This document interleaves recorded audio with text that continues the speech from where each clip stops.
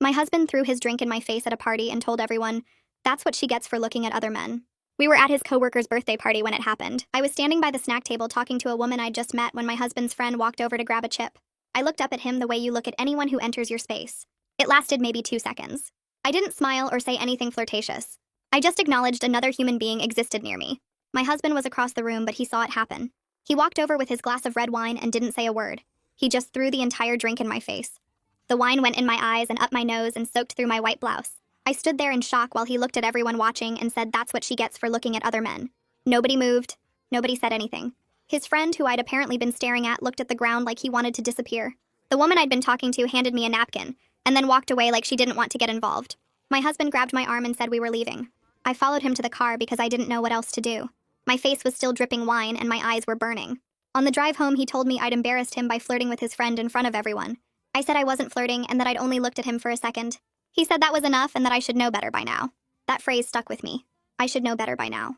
It meant this wasn't the first time he'd punished me for something small. It meant there had been other incidents I'd explained away or forgotten or convinced myself weren't that bad.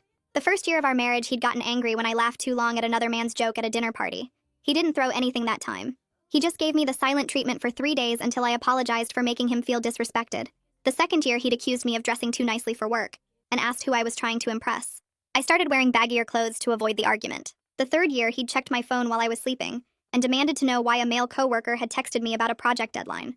I showed him the whole conversation and proved it was innocent, but he still didn't talk to me for a week.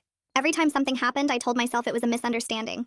I told myself he just loved me too much and got jealous easily. I told myself I could fix it by being more careful about how I acted around other men.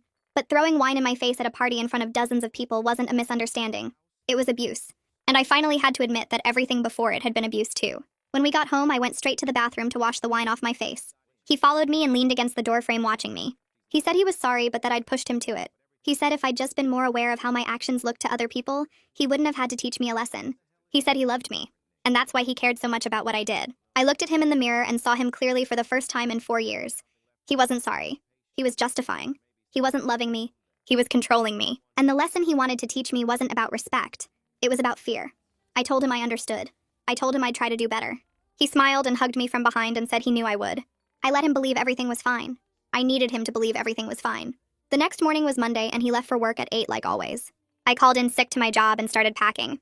I took only what I could fit in 2 suitcases: clothes and important documents and the jewelry my grandmother had left me. I left everything else behind.